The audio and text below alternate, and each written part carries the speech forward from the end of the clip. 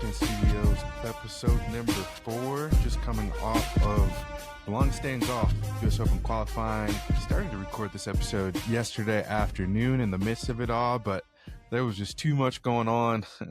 Had to press pause and just wait for the drama to ensue and get a good recap in today. So yeah, welcome back. We are in episode 4. Full flow, a lot of dramatics coming out of US Open qualifying for Oakmont. I've got my Oakmont hat on. I've got my US Open flow going. What a great time in golf. We're in the heart of the season.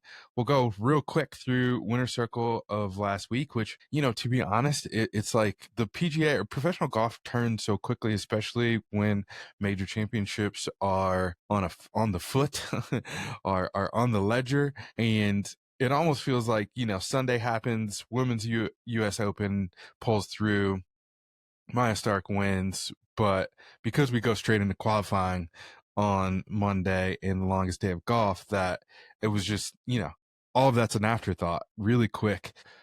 Yeah, we will recap, but it feels like we're already looking forward. Obviously, we've got the major at Oakmont next week. We've got RBC Canadian Open kicking off Thursday. It is Tuesday currently.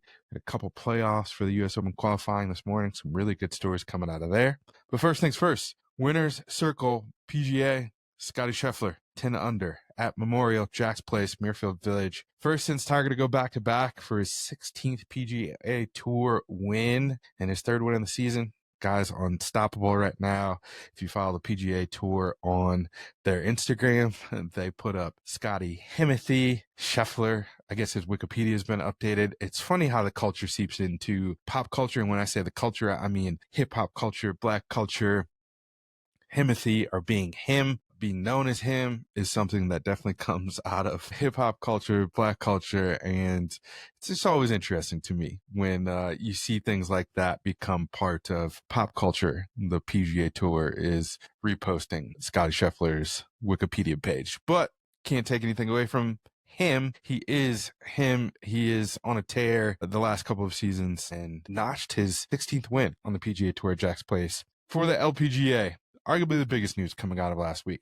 Women's U.S. Open at Erin Hills. Maja Stark, 7 under, first major title, joins her Swedish counterparts, Annika Sorenstam, and I believe Annika Sorenstam, and who is the second? Sorry, Anna Nordqvist. I always blank on Anna's major championship winning on tour, but yeah, Maja Stark joins her Swedish counterparts for her first major title at Erin Hills. A heck of a test that week. Ended up 7 under with a win. She remarked the $2.4 million that goes to first place. They asked her what she's going to do with that money. Her eyes got big in the post-round press conference. She didn't realize it was that much money, which was kind of amazing and kind of funny. But she said she would maybe move out of her studio apartment, was her first answer after she thought about it for a second. Thought that was pretty interesting and goes to show the difference between where the LPGA is at in general and in PGA Tour winnings. But Maja Stark gets her first major title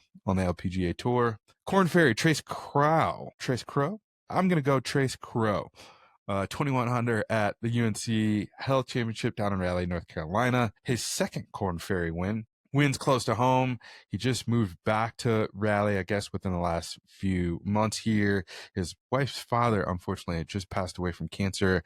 I guess was at UNC Health for a lot of his cancer treatment, which is why they moved back home. So he remarked in his post-round press conference that that's why they were back. It was nice to have a lot of his family and friends there. He plays that course a lot, so very familiar there. And I believe this week goes into another sort of home course for him on Corn Ferry. Good to see him get his second Corn Ferry Tour win. APGA is at TPC Scottsdale this week. They kick off today, so we'll have some updates coming out of that next week. And Underrated Golf Tour is in London town, just outside of London town, Surrey to be specific. And Mila Robinson and Evan Pena both won respectively for women's and men's, boys and girls on Underrated Golf Tour, Steph Curry's tour. Big shout out to Will Lowry there too. If you're not familiar with the Underrated Golf Tour, it is Steph Curry's tour to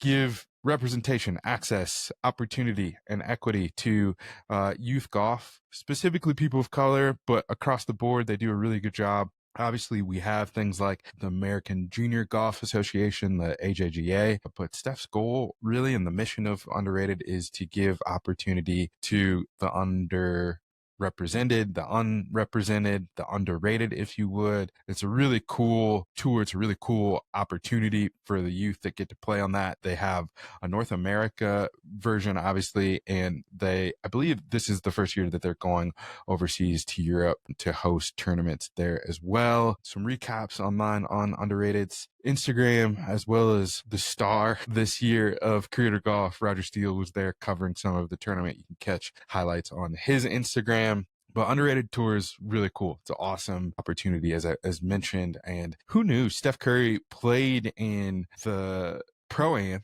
with Justin Rose last week for the Memorial at Jack's Place. Some good content come out of that in his conversation with Justin Rose as they're walking down the fairway. You can check that out online on, I believe Justin Rose posted a PGA Tour, probably posted it too, but Steph Curry's a +2. I did not know that. Did not realize he was that good at golf. I mean, I knew he was good. I knew he was in the single digit handicap range. I did not know he was on the plus side of scratch. So shout out to Steph Curry. Maybe has a career post-retirement, maybe a few more years in the NBA. Do we see him play his way on to the senior tour? Probably not, but pretty dope that Steph Curry is investing in golf and is a good golfer himself, an athlete at that. So that completes our winner circle for the week. Exciting time in golf right now across the board. Some big wins. Big dog Scotty Scheffler still the front runner here as we get into mid-season on the PGA Tour. Women's U.S. Open recap. As mentioned, Maja Stark, she stayed steady down the stretch, really played well on Sunday, did not make many mistakes at all. You know, Nelly was in the hunt. Word from the grounds, word from Aaron Hills was that there was a considerable energy for Nelly and urging her, trying to give her the gusto, if you would, to get the win on Sunday to capture her first U.S. Open. But Maya just outlasted her. She played really steady golf. She said she didn't look at the leaderboard until 17. She was even par on the front nine through round 4. With a lead going into Sunday. Played really well on the back nine, had a birdie on 11, had a birdie on the par 5 14th. She said she did look at that leaderboard on 17 and proceeded to go bogey. She missed the fairway on 17 and continued that left miss on 18, had to punch out, had a big pitch to get into position on the green, and ended up I believe 2-putting for bogey on 18 to capture her first major win. It would have been really interesting. So Nelly Korda ended up bogeying 18 on Sunday to finish at 5 under. She was trying to birdie the hole and ended up on her second shot. She had an amazing drive to the middle of the fairway on her second shot. Used a 7-wood. 7-woods became popular on both PGA Tour and the LPGA Tour. I'm even thinking about a 7-wood at this point, but hit her 7-wood, hit the green, but went over the green and then was fighting to get up and down for par. But Maya leaded in the tournament and just really was just a steady hand down the stretch. As mentioned, she did say she was a bit nervous on Sunday, obviously, but she was 5th in strokes gained putting, 4th in strokes gained approach for the tournament, and it was the putting and her approach game that really led to the championship. She did talk about her nerves post round, said that her biggest learning was that she could be as nervous as she was, as emotional as she was, but still execute what she needed to execute. She said her biggest shot of the round was that pitch into 18 on Sunday to give her a chance to go for bogey. Thank goodness she had a 3-shot cushion, I believe, at that point. She was at a 4-shot cushion. She was at 9 under, and Nelly, the closest, was at 5 under. And Maya ended up bogeying on 18 and finishing 7 under for the tournament. You know, Nelly, really tough week. She with the putter. I mean, by all other means, she was 1st in strokes gained off the tee, 5th in strokes gained approach, and 8th in strokes gained short game. But she was 5th in putting. The putter just really let her down across the board. All 4 days, she really struggled. If the putter was going, I mean, I think she lost almost a half a stroke with the putter. Again, if the putter was going, she would have probably ran away with this one for as good as she was striking the ball. And that's sort of been the story this year. She won 7 times last year on the LPGA Tour and just could not get that putter to drop throughout the tournament, but specifically when it mattered most on Sunday. She did get close with, she was even on the front nine, I believe. No, she was 2 under on the front nine on Sunday, but was not able to pull through. She was 1 over on the back nine, and if she does go maybe 1 under on the back, she's right there in the mix. If she birdies 18, she would have been at 7 under and been pushed into a playoff. Had a pesky bogey on the par 3 13th on the back nine on Sunday. So it was a really great Women's U.S. Open. The course setup was phenomenal. The rough, atrocious. The greens running at 13 on the step meter. A real proper setup by the USGA. Again, Maja Stark remarked after the round that there was no place to bail out at Erin Hills, that a lot of the LPGA setups across normal stops throughout the year, there's places where you can get out of trouble. The misses don't have as much consequence, but the USGA set up Erin Hills as a proper U.S. Open test, and the players remarked that it was testing every single aspect of your game. You had to be sharp across the board. So shout out to the USGA. Obviously, we're getting ready for U.S. Open at Oakmont. A lot of commentary already about the rough. Rory McIlroy played there yesterday and took triple bogey on one of the holes. So it sounds like the rough and the greens will be playing atrocious, and we can expect some low scoring going into U.S. Open week. But USGA is just doing things right, even down to stats. I do use something called Data Golf to look at strokes gained and just the data for the men's game for players post round. You can, on Data Golf, you can see DP World Tour, the European World Tour. You can see obviously all the PGA tournaments, but there's not a resource right now to look at data and stats for the women's game. So shout out to the USGA as well for adding the statistical aspect, strokes gained, into the tournament for the week for the U.S. Open. I mean, Nelly Korda hit, I think, 50 of 56 fairways or something like that, just to show she was balling from a stroke standpoint, from being able to hit fairways, being able to really just put herself in position. Unfortunately, that putter could not get rolling. She's just such a good ball striker, and it really showed. But Maja was able to sustain. And on to Memorial Scotty Scheffler.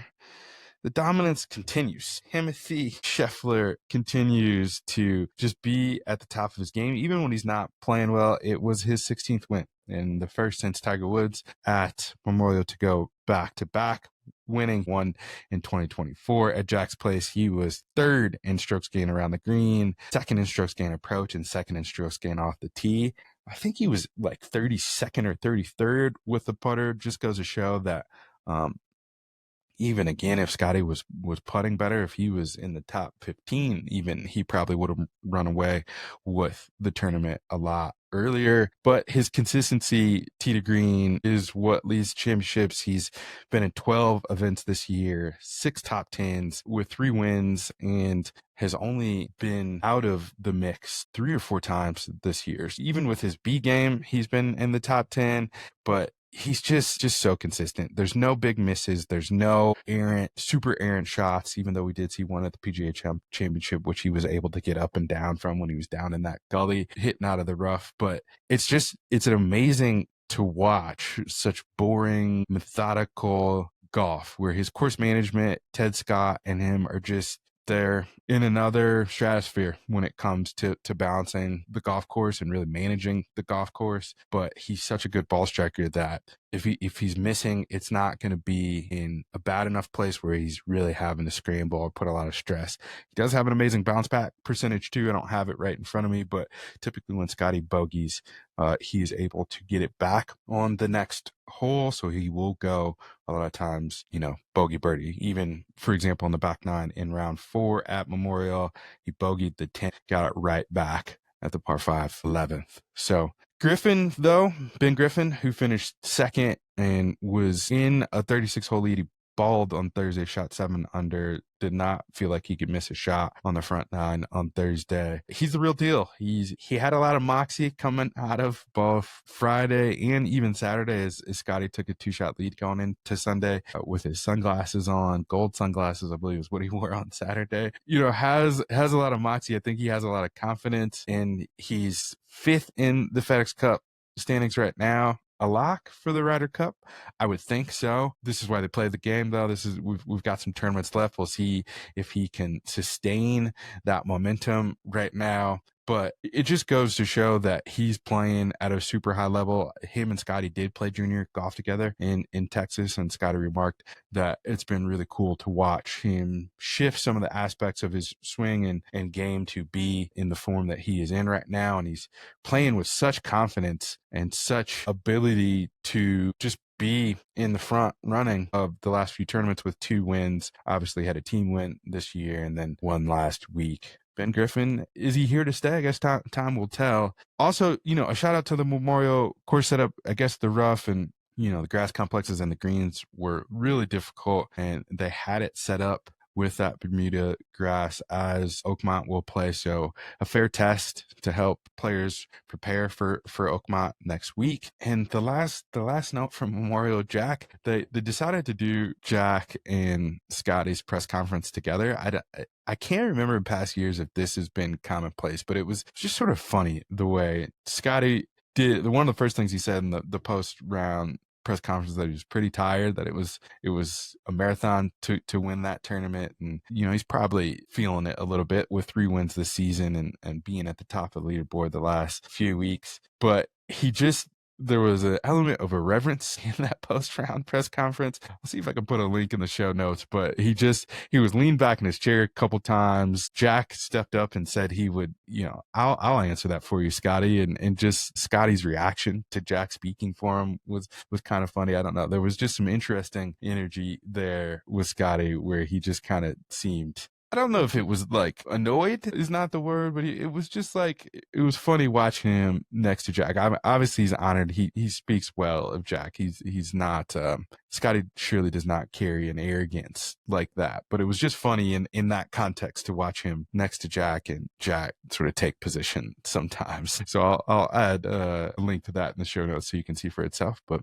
Scotty rounds up his 3rd win of the year and is looking in good form heading into Oakmont next week. And last but not least on today's show, U.S. Open qualifying. Yesterday, for those not familiar, was the longest day of golf. It is known as the longest day of golf because it is the final for U.S. Open qualifying. There's 10 spots throughout the U.S. They do play internationally too. So there was spots also in England, and Japan on May 19th that finished up. But yesterday was the biggest day of the year with 10 spots, and I believe just over 47 open spots, right around 50 open spots, plus alternates for guys to qualify for the U.S. Open.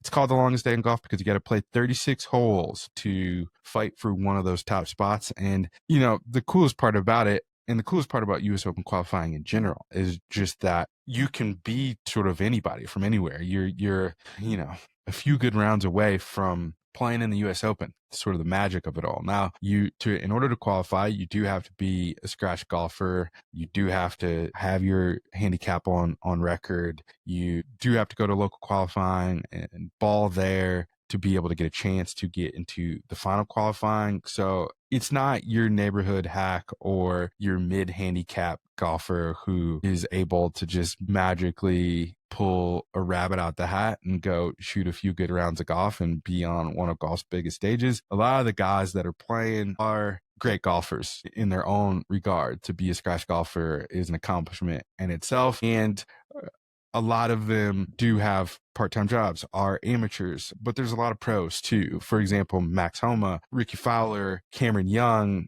were, some of the pros trying to fight for their spot on Monday. And it has sort of the drama of a March Madness, if you would, and just this unique mixture of, these guys that are in the top 100 of golf, these guys that play on the PGA Tour every week, playing next to journeymen that are trying to make it, playing next to amateurs who maybe played some college golf, or are the local stick or scratch golfer in their town, trying to make a way to the US Open. So it's just a pretty cool experience across the board. And the biggest storylines out of the day is Max Homa, caddyless. I guess he broke up with his caddy again, second time this season. Well, the first time his caddy broke up with him. This time Max supposedly ended it with his caddy after the Memorial. Max was in the mix at Memorial after round one with a 4-under round, which I believe it had him in the top 10 coming out of round one, but he did shoot 3 over on Friday and shot another 3 over on Saturday to really put him out of the mix. Excuse me. He was 7 over on Friday and 3 over on Saturday to really put him out of the mix, and then 5 over on Sunday. So he's battling a lot right now, and he showed up to the U.S. Open qualifying yesterday. A lot of the early pictures was of Max hoofing his own bag. He was caddyless, did not have a caddy, and all of the takes were, "This is so great. This is what it's all about." This PGA Tour golfer out there huffing his own bag, no caddy, just out there getting it out of the dirt. Come to find out, he did break up with his caddy after the Memorial. In his quote post round, he did say he wanted to avoid some of the caddy questions and just talk about the golf, but he did remark, "I might need to walk by myself more. Maybe I just looked at it as a nice, peaceful walk. Probably got to battle some demons and have no one to lean on. Maybe that helps a little bit. There's no one. Everything is me. The battle helped a little bit." Now, he did have a chance to secure his qualifying in his last hole of his second round of the day. Yesterday, he was playing into the 9th hole. He played the back 9 first for his second round of the day and was playing into the 9th hole, which was a par 5 at the course in Columbus, Ohio, and was on the green actually in 2. So he was putting for eagle, putt moved right, unfortunately. And so he had, I would say, probably at least a 5 or 6 footer for birdie that he ended up missing, made par, went into playoff with Cameron Young, Ricky Fowler, Chase Johnson, and Eric Cole, and ended up not making it out of that playoff. Cameron Young birdied the first playoff hole and was able to secure the final spot of 6 coming out of Columbus, Ohio. Chase Johnson and Eric Cole made the first alternate and second alternate. Ricky Fowler bogeyed the hole, played himself out of contention to be able to make the cut for that one spot. I'm not exactly sure what happened to Max in terms of, they did continue on after that first playoff hole to determine the first and second alternate. I don't know if he bowed out. There wasn't a good report, and they did not show on TV, at least, the visuals of Chase Johnson and Eric Cole's playoff. So can only imagine that Max might have bowed out at that point and did not play the extra hole. But Chase Johnson is a great story. Chase went to Kent State in Ohio, grew up outside of Akron, which is a couple hours, I believe, away from Columbus. But he plays on the APGA Tour. He has been playing on the PGA Tour Americas this year, has only made 3 out of 6 cuts for events played. He also plays on the APGA Tour. He is down at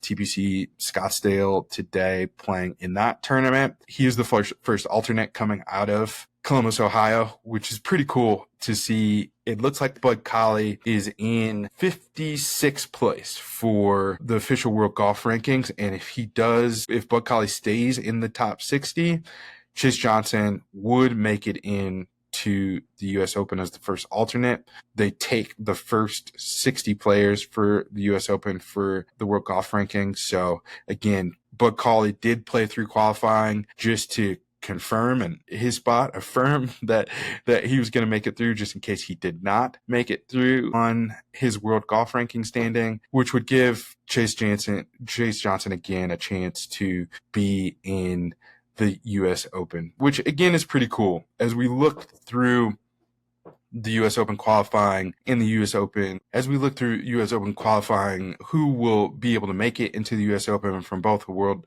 golf ranking standpoint and those that got it out the mud, so to speak, we do not see any diversity at all. I did look through most of the leaderboards yesterday, and the only other name that jumped out was Everett Whitten Jr., great player who played for Howard. He shot +3 in Maryland to miss the cut by 6 strokes. I mean, big shout out to him to making it to the final round of U.S. Open qualifying. But, you know, we just do not see many people of color. And for the U.S. Open to reflect the dynamic and diverse state of the union of this country, and to honestly reflect, as I've talked about previously, the growth of golf is coming from youth. Shout out to the YouTubers and creative content. It is coming from women, and it is coming from people of color. So to only have 2 out of maybe the 300 to 400 people that were trying to qualify yesterday across the U.S. it's disparaging to say the least. But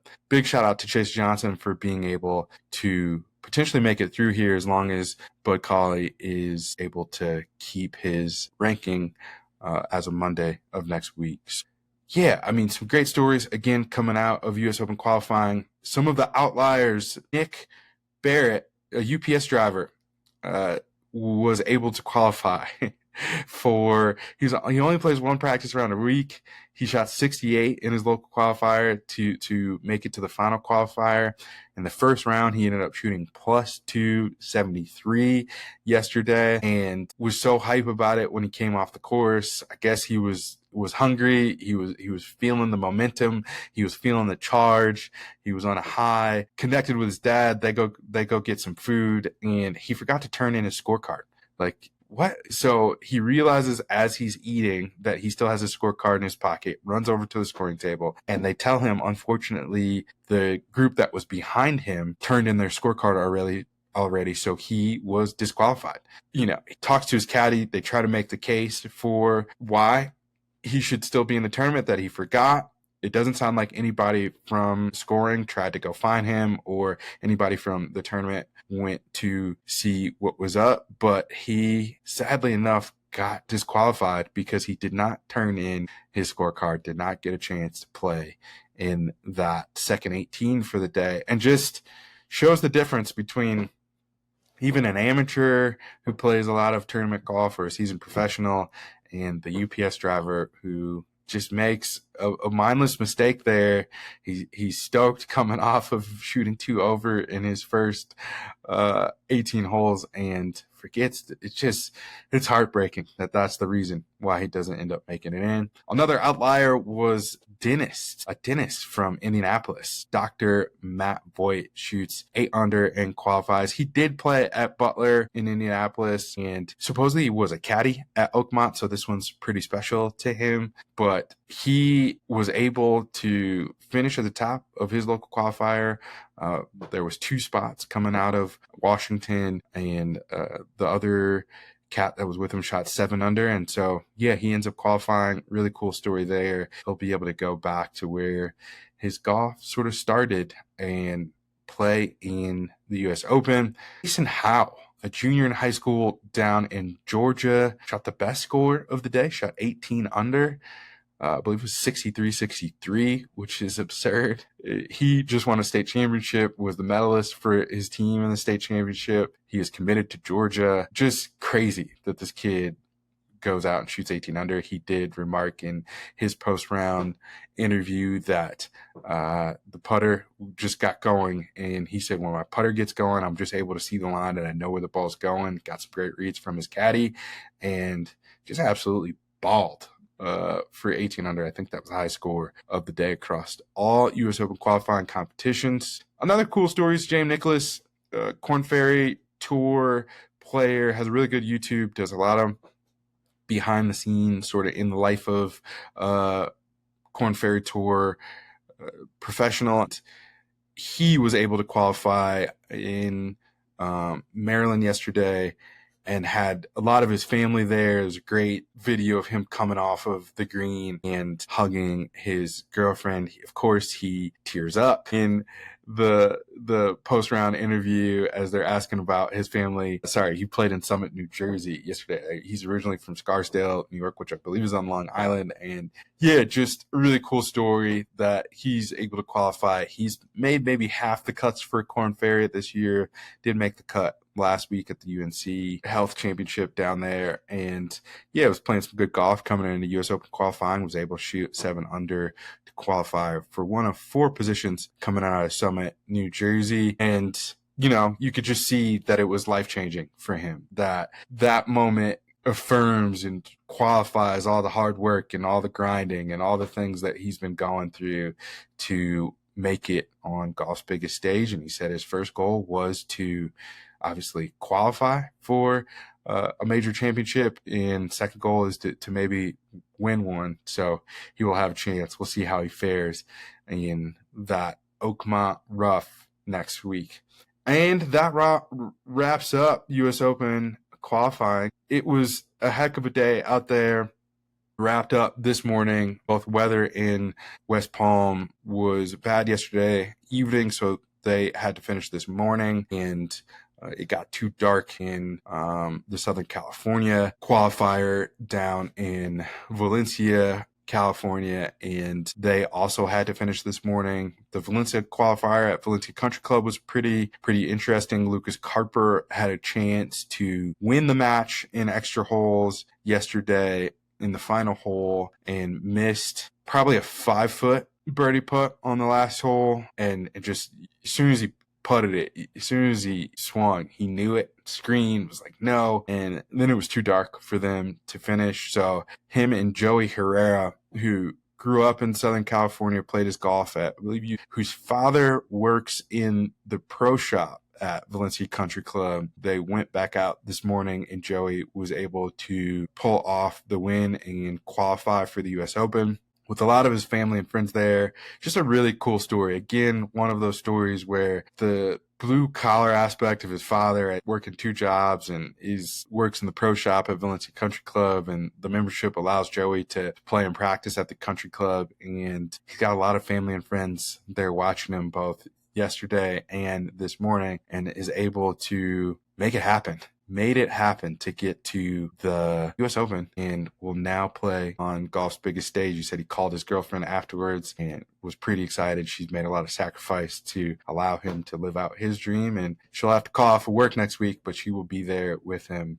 It's those sort of stories that really make US Open qualifying pretty cool. It's cool to see a few people of color too as well make it through and be able to play at the US Open at Oakmont next week. And yeah, it's here, our 3rd major of the year. We're in the heart of the season again, and we go into RBC Canadian Open this week. Shout out to the homie Matt Kang, who's up there doing his event in Toronto this week, but also has a press pass and is doing some behind the scenes. Check out his Instagram for little creator flow, little influencer vibe coming out of the RBC Canadian Open. And that is it for us this week. Some exciting stuff coming up over the next couple of weeks. We've got the recap from Culture Club that will go out on our Instagram this week. We will have an interview with a Korn Ferry / APGA player upcoming here, just talking about the grind and what it takes to make it on tour, the financial burden that it can be. We'll dip in a little bit of tech and data stuff. MLM Pro 2, Rapsodo's MLM Pro 2 just released an update which allows you to see club data. So you can see club path and attack angle. I've had the MLM 2 Pro for some time now. It's a great tool if you want to know your carry distances, and you can bring it inside and use it as a launch monitor. I use it primarily outdoor on the range just to see what the ball's doing and really understand sort of where my carry distances are throughout the bag. But they just released an update that allows you to see club path, which is really great tool if you want to understand just where your misses are, what your tendencies are, but also if you do want to shape the ball and start to practice some of that, you can see in real time club path and attack angle and how you're hitting the ball from a club data standpoint. Did take it out on the range late last week and had some mixed results. So I need to get out there a couple more times and get a couple more beta tests through to give a full review, but hope to do a full review of that on the range as well. And yeah, that is it for today's show. Thanks for tuning in. Yesterday was really exciting again. The long stay in golf is just, it's really fun. The storylines that come out of it are just what make the game fun and interesting. You got a lot of scrappy sticks from throughout the country trying to make their way into the U.S. Open. And again, just some of the scenes that you get to see, again, Max Homa with Ricky Fowler and Chase Johnson. And, you know, you've got these journeymen that are trying to make it on tour with